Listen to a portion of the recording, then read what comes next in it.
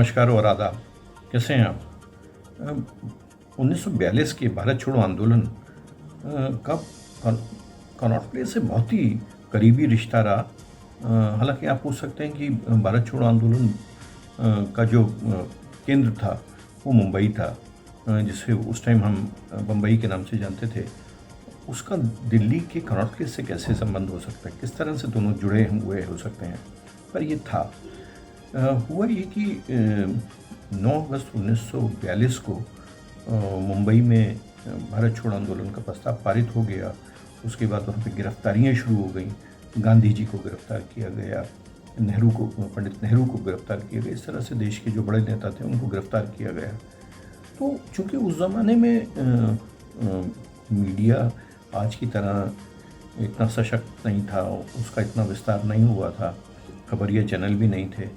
तो ये जो मुंबई में जो कुछ हो रहा था उसकी जानकारी दिल्ली में 10 अगस्त 1942 को सुबह अखबारों के माध्यम से पहुंची।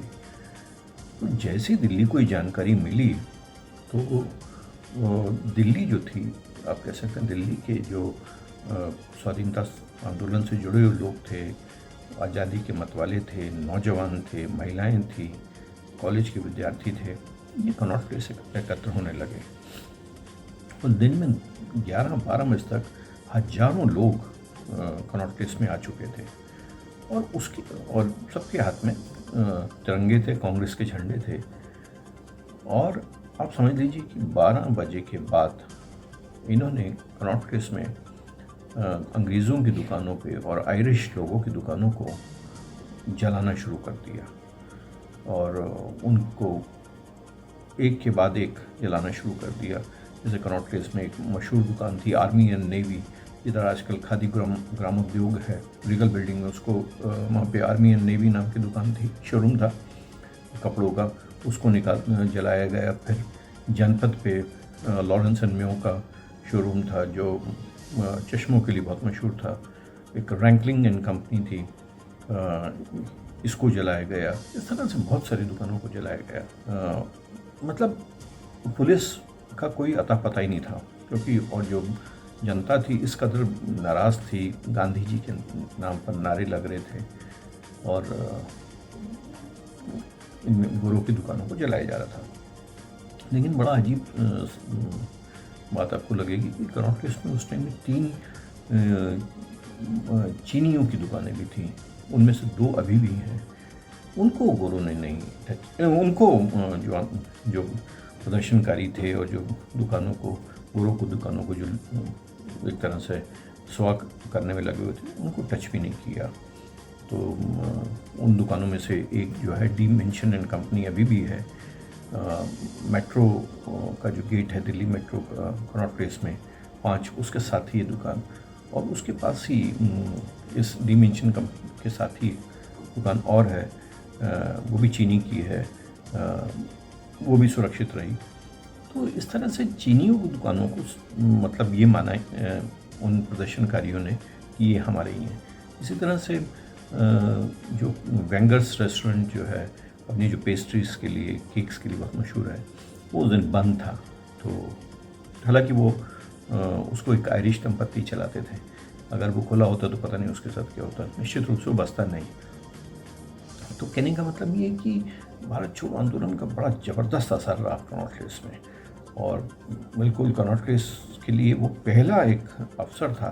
कनॉट प्लेस 1933 में बन के तैयार हो गया था, और 33 के बाद 9 साल के बाद ये पहला अवसर था कि जो हिंदुस्तानी थे वहाँ पे कुछ बड़े पैमाने पर आए और उन्होंने गोरों की दुकानें और आयरिश लोगों की दुकानों को जलाया। ये बेसिकली आप कह सकते हैं कि ये यहाँ पर ब्रिटिशर्स ही घूमते थे शॉपिंग वगैरह के लिए, हिंदुस्तानी नहीं आते थे। आजकल की तरह कनॉट प्लेस समावेशी नहीं था। चूँकि हम बात 1942 के भारत छोड़ो आंदोलन और कनॉट प्लेस की कर रहे हैं, तो कनॉट प्लेस के लिए 31 अक्टूबर 1984 और 1 नवंबर 1984 बहुत ही दर्दनाक दिन थे। 31 अक्टूबर 1984 को इंदिरा गांधी जी का उनकी हत्या की गई दिल्ली में, सब जानते हैं। उनके अपने सुरक्षा कर्मियों ने उनको मार दिया। उसके बाद कनॉट प्लेस में अ, सिखों की दुकानों को लूटा गया। उस टाइम लूटा नहीं गया था, 1942 में ध्यान रखिए, लूटा नहीं गया था दुकानों को। उस टाइम गोरों की दुकानों और आयरिश लोगों की दुकानों को जलाया गया था। इस पर लूटा गया, सिखों को अपने ही देश में मारा गया। कनॉट प्लेस में मैं खुद इस बात का गवाह हूँ, कनॉट प्लेस में जगह जगह डीटीसी बसों से निकाला गया सिखों को, और उनके साथ जो कुछ हुआ वो बताने की ज़रूरत नहीं है।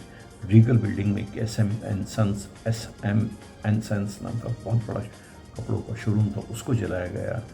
और इस तरह के सिखों की छोटी बड़ी दुकानों को भी फूंका गया। तो आप ये कह सकते हैं कि कनॉट प्लेस के लिए 2 दिन बहुत मनहूस रहे। पहला 10 अगस्त 1942 और दूसरा फिर 31 अक्टूबर 1984 खास तौर पे बहुत ख़राब रहा। 1 नवंबर को